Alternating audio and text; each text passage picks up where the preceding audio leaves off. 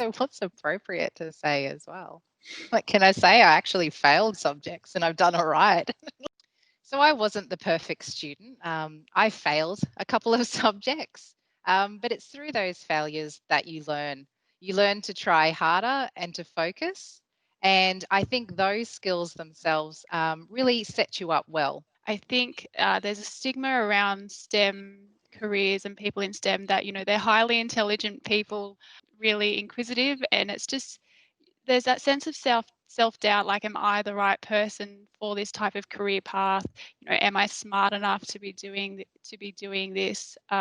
So yeah, that was definitely for me something that I struggled with personally. It wasn't till as I got to go further into my course that I realized that, I can do this, and it's all based on learning, and if you want to be there and if you can back yourself to do these things, that you can make it. So, in my last year at Penn State, I was doing so much lab work that I thought I would never want to work in a STEM career. I was sick of putting in the lab hours and wanted to stray away from it. You see some of your friends who maybe aren't working as hard or have more free time in college to enjoy those years. But it turns out after all of that, I did end up back in a tech space, and it has been through J&J that I've been able to make those changes in my career all over the world, from the US to Puerto Rico to Germany and now in Australia.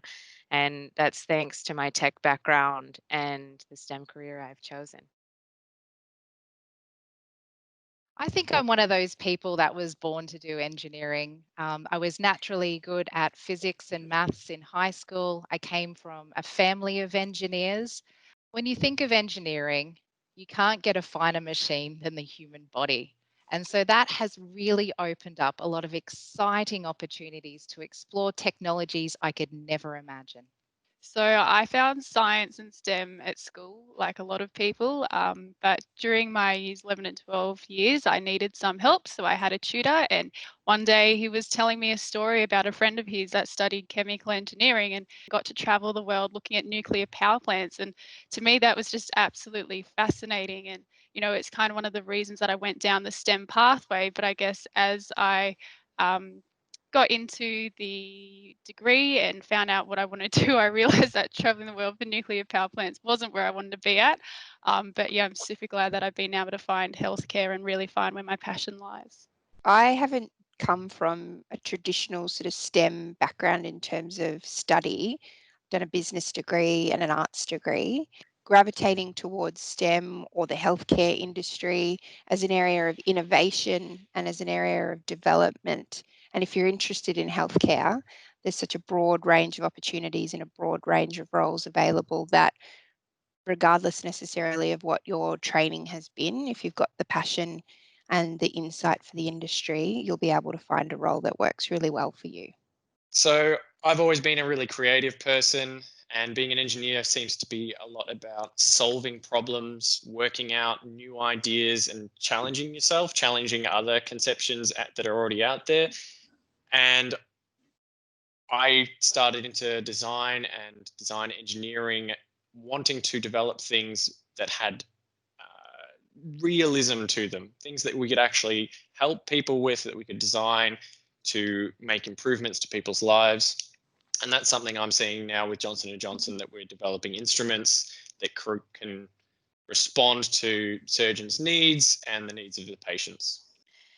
I absolutely love tech. I actually didn't think I would stay in technology, but as it turned out, I kind of found my spot and found my groove. And the reason why I love it so much, it has such a huge opportunity to make a difference in every single person's life.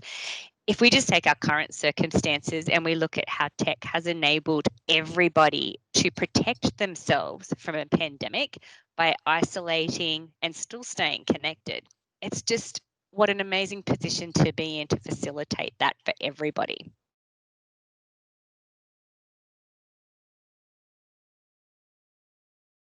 Entering into the workforce through STEM, entering into that office environment was a very different experience than I thought it would be.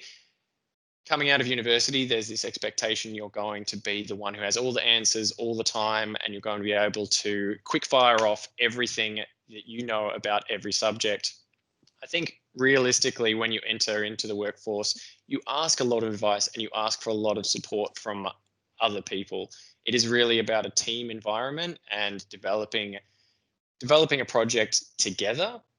And that means you don't necessarily have all the answers all the time. I am looking after a team and I am constantly asking for advice from people who I manage, but also people who are very senior to me. And people who are very senior to me also ask for my advice and respect my opinions. You don't have to impress upon them that you're the most intelligent person in the room. You just have to be a reliable source of recommendations and input. I think the biggest preconception I had is that if you study engineering, that you will be an engineer for the rest of your life. Regulatory affairs gives you the opportunity to work with the engineers designing and developing very cool medical devices, and to then work with a commercial organization to bring those products to market. The job I have now in regulatory affairs, I didn't know about when I was in university. And so it just goes to show the diversity of opportunities that are available to you when you graduate. One of the preconceptions I had about STEM careers and STEM studies in general was that it was very male dominated. It was definitely something I experienced in college. I think about 20% or less of my classmates were females in my chemical engineering courses. I would say that translates a bit in STEM careers, but not as much as I thought. For example, 50% of the leadership team that I'm on is female. So, and we're supporting medical device technology operations. So it it was a bit of a correct, I guess, preconception when I was studying, but it hasn't really panned out being in the industry.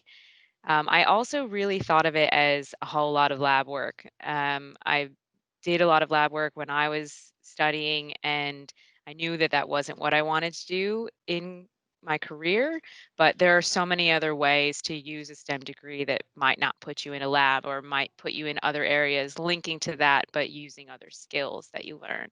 I think one of the biggest preconceptions I had about a career in STEM would be that I'd probably spend the rest of my life sitting in a lab. You know, when you think of science, you think of someone sitting in a laboratory with their lab coat on. That can be you if you want it to be, but there are also so many other opportunities out there related to STEM. You know, if you want to be research based, or if you want to be, you know, more in operations or manufacturing, or just there's so much more out there than what, you know, you may first think when you step into that STEM degree.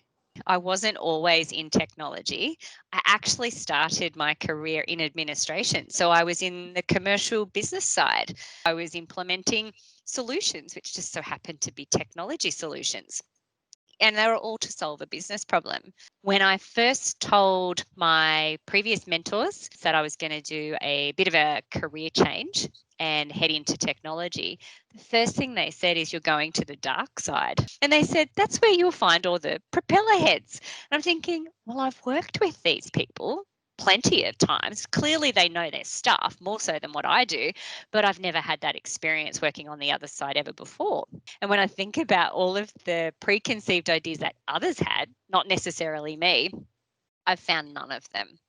My job is exciting. It is so people focused. I mentor and challenge a lot of people around me. I get a view of an organization that not any other function would actually get a view of. And that's a pretty privileged place to be. So now you know a little bit about all of us. We're going to be with you through this course, offering advice and guidance from an industry perspective. The STEM sector is such an interesting and dynamic space to be involved in. We can't wait to share our knowledge with you. And let you in on the sort of industry intel we wish we knew as undergraduates.